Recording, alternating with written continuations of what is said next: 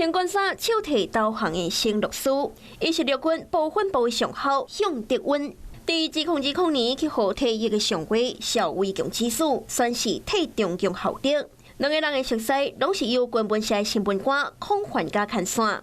如今孔焕家嘛因为叛国去互判刑。根据了解，小伟强接受孔焕家。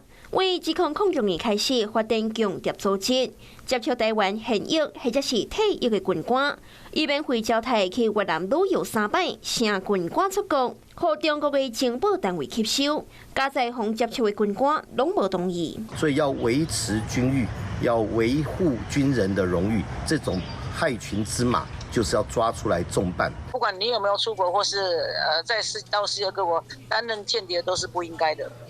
所以，如果有做了这样的事情，当然我们政府依法审判。桃园地方法院法官审理的时阵，痛骂孔焕家反背国家、破坏做官界规以及军人的武德，以叛国罪判孔焕家5年6个月。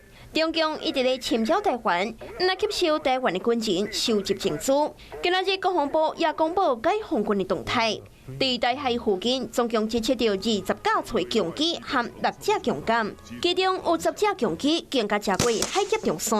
解放军连续2天4面围台，国军唔爱严密监控应对，嘛唔通去互中国用金钱省去。